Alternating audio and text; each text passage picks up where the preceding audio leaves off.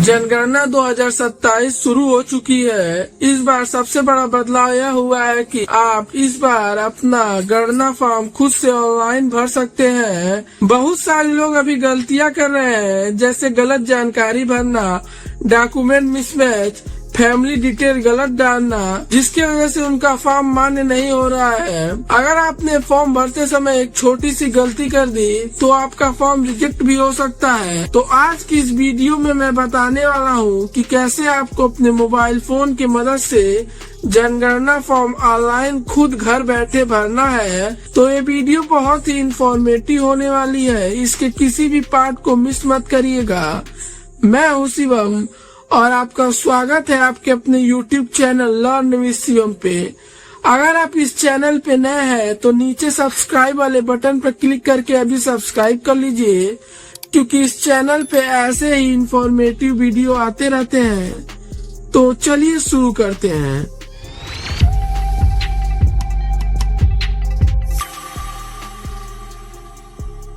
तो सबसे पहले अपने ब्राउजर को ओपन कर लेना है और सर्च बॉक्स में सर्च करना है census.gov.in। अब आपके सामने सेकंड वाली वेबसाइट आ जाएगी censusindia.gov.in। सिंपली इसी पर क्लिक कर देना है। अब आप जनगणना 2027 के होम पेज पे आ जाएंगे। सिंपली आपको थोड़ा सा स्क्रॉल करना है और नीचे आपको एक ऑप्शन मिलेगा सेल्फ इन्यूमरेशन। सिंपली इसी पर क्लिक कर देना है। आपको यहाँ पर अपना सबसे पहले स्टेट चूज कर लेना है और यहाँ पर कैप्चा फिल करके वेरीफाई एंड प्रोसीड पर क्लिक कर देना है। आपको सामने एक नोटिफिकेशन आएगा, इसको रीड कर लेना है और ओके पर क्लिक कर देना है। अब आपको यहाँ पर अपने जो फैमिली के हेड हैं उनका नाम इंटर कर लेना है और यहाँ पर उनका मोबाइल नंबर इंटर कर लेना है और ईमेल आईडी कंपलसरी नहीं है, आप इसको छोड़ भी सकते हैं और सिंपली वेरीफाई एंड प्रोसीड पर क्लिक कर देना है। अब आपके रजिस्टर मोबाइल नंबर पर एक 6 डिजिट का OTP जाएगा, जिसको आपको यहाँ पर फिल कर लेना है और वेरीफाई OTP पर क्लिक कर देना है। अब आपके सामने कुछ इस तरीके का नोटिफिकेशन आएगा, इसको रीड कर लेना है और ओके पर क्लिक कर देना है। अब आपके सामने कुछ इस तरीके का पेज ओपन होकर आएगा। यहाँ पर आपको अपने मकान को जियो टैगिंग की मदद से मार्क करना है। तो सबसे पहले आपको यहाँ पर अपना स्टेट चूज कर लेना है, उसके बाद यहाँ जिला यानी डिस्ट्रिक्ट चूज कर लेना है। यहाँ पर अपने डिस्ट्रिक्ट का नाम इंटर कर लेना है और उसके बाद आपको यहाँ पर अपना पिन कोड इंटर कर लेना है। नीचे आपको यहाँ पर अपने विलेज का नाम इंटर कर लेना है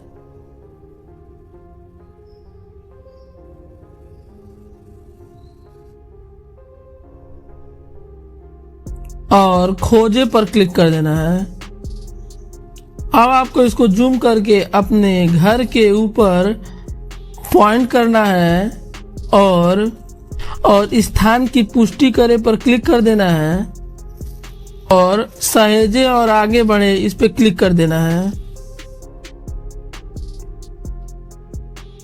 अब आपके मकान के बारे में कुछ क्वेश्चन पूछा जाएगा, इसको आपको सेलेक्ट कर लेना है। इसमें सबसे पहले इसमें पूछा जाएगा आपके मकान का फर्श किस प्रकार का है और किस सामग्री से बना है, मिट्टी से, लकड़ी से, पक्की ईंट से, पत्थर से, सीमेंट से।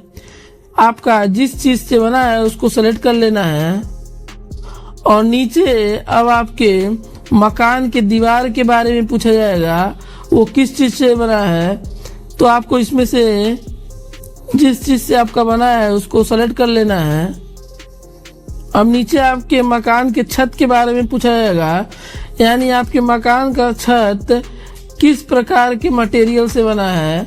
आपको इसमें से अपना मकान का छत जो है जिस प्रकार से बना है, जिस मटेरियल से बना है उसको सेलेक्ट कर लेना है और नीचे आपके मकान की स्थिति के बारे में पूछा जाएगा कि मतलब ये किस प्रकार का है, अच्छी स्थिति में है, रहने योग्य है या कैसा है।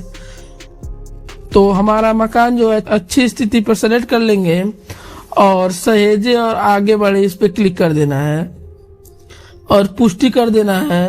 अब आप इसके बाद थर्ड स्टेप पे आ जाएंगे, यानी अब आपके यहाँ पर परिवार के संबंधित जानकारी पूछे जाएंगे, जिसमें से सबसे पहले इसमें पूछा जाएगा इस परिवार में सामान्य रहने वाले लोगों की कुल कितना संख्या है, यानी आपके परिवार में कितने लोग रह रहे हैं।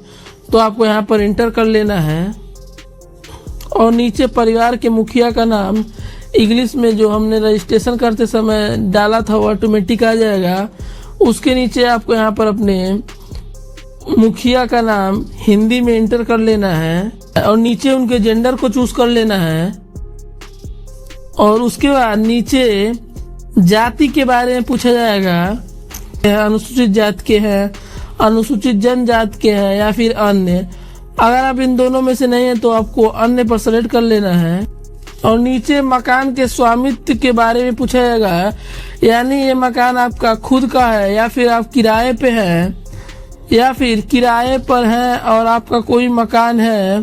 तो आपका जिस प्रकार है उसको सेलेक्ट कर लेना है। हमारे केस में है ये हमारा मकान, इसलिए अपना पर सेलेक्ट कर लेंगे और नीचे आपको स्क्रॉल करना है।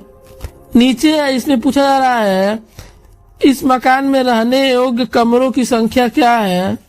तो आपको यहाँ पर अपना इंटर कर लेना है और नीचे पूछा जाता है इस परिवार में रहने वाले विवाहित दंपतियों की कितनी संख्या है, यानी इस परिवार में कितने विवाहित जोड़े रहते हैं। तो आपको यहाँ पर इंटर कर लेना है और सहेजे और आगे बढ़े पर क्लिक कर देना है। अब आप चौथे स्टेप में आ जाएंगे। यहाँ पे आपसे पूछा जाएगा पेयजल का मुख्य स्रोत क्या है। तो आपको यहाँ पर इसको पढ़ के सेलेक्ट कर लेना है। हैंडपंप से आता है पानी या फिर कुआं से आता है, नदी से आता है, जो भी है आपको यहाँ पर सेलेक्ट कर लेना है। नीचे पेयजल स्रोत के उपलब्धता के बारे में पूछा जाता है, परिसर के अंदर है, परिसर के निकट है या फिर दूर है, यानी आपके घर के अंदर है हैंडपंप या दूर है या फिर निकट है, जो भी है आपको यहाँ पर सेलेक्ट कर लेना है। अगर आपके घर के अंदर है तो परिसर के अंदर पर क्लिक कर देना है। और नीचे प्रकाश के बारे में पूछा जाता है, यानी प्रकाश का मुख्य स्रोत क्या है को सेलेक्ट कर लेना है। और उसके बाद शौचालय के बारे में पूछा जाता है, यानी आपका शौचालय बना है या फिर नहीं बना है। अगर बना है तो केवल आप यूज करते हैं या फिर परिवार के साथ साझा करते हैं, जो भी है आपको यहाँ पर सेलेक्ट कर लेना है। और उसके बाद शौचालय के प्रकार के बारे में पूछा जाता है, पाइप सीवर पद्धति के द्वारा बना है, सेफ्टी टैंक या फिर अन्य पद्धति, जो भी है आपको यहाँ पर सेलेक्ट कर लेना है। अब यहाँ पर इसके बाद गंदे पानी का निकास के बारे में पूछा जाता है कि आपका जो पानी है वो किस प्रकार से निकलता है, ढकी हुई नाली है या फिर खुली नाली है, जो भी है आपको यहाँ पर सेलेक्ट कर लेना है। उसके बाद आपके बाथरूम के बारे में पूछा जाता है, यानी आप स्नान कहाँ करते हैं, स्नान गृह यानी बाथरूम के अंदर करते हैं या फिर बाहर करते हैं, इसको आपको सेलेक्ट कर लेना है। और इसके बाद आपसे पूछा जाता है खाना पकाने के लिए प्रयुक्त मुख्य ईंधन क्या है, यानी आप खाना किस प्रकार बनाते हैं, लकड़ी पे बनाते हैं या फिर कैसे बनाते हैं, तो इसको आपको सेलेक्ट कर लेना है। और सहेजे और आगे बढ़े पर क्लिक कर देना है। ये सब आपको अच्छे से पढ़ के उसके बाद अपना उत्तर देना है। अब इसके बाद आप 5वें स्टेप में आ जाएंगे, परिसंपत्तियां। अब आपको यहाँ पर पूछा जाता है रेडियो है या नहीं, तो आपको जो है उसको सिलेक्ट कर लेना है। और इसके बाद इंटरनेट के बारे में पूछा जाता है, यानी आपके घर में इंटरनेट की सुविधा है या नहीं, उसको आपको सेलेक्ट कर लेना है। मोबाइल फोन स्मार्टफोन से यूज करते हैं हम। और उसके बाद आपसे पूछता है आपके घर में लैपटॉप कंप्यूटर है या नहीं, तो इसको आपको सेलेक्ट कर लेना है। और इसके बाद पूछा जाता है कि आपके घर में टेलीफोन है या फिर मोबाइल फोन है या फिर स्मार्टफोन, तो इसको अच्छे से पढ़ के अपना आंसर देना है।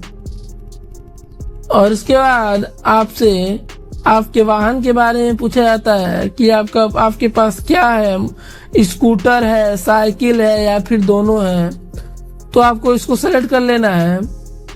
और इसके बाद आपसे पूछा जाता है कि आपके पास कार, जीप, वैन है या नहीं, तो इसको आपको सेलेक्ट कर लेना है।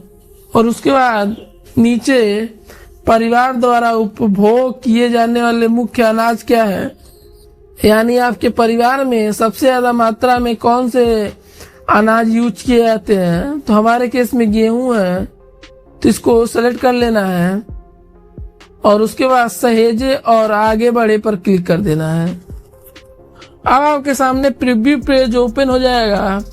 इसको आपको अच्छे से मिला देना है कि जो आपने जानकारी दी है वो सही है या फिर गलत है।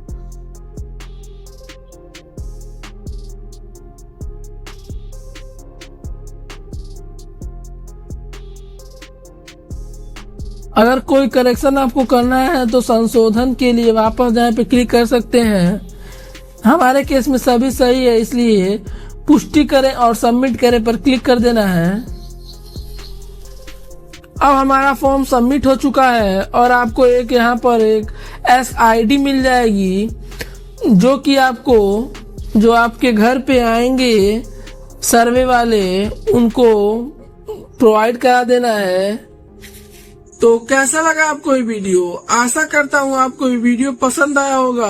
अगर पसंद आया हो तो एक लाइक जरूर करिएगा और नीचे सब्सक्राइब वाले बटन पर क्लिक करके सब्सक्राइब कर लीजिए और अपने दोस्तों के साथ इस वीडियो को ज्यादा से ज्यादा शेयर करिएगा।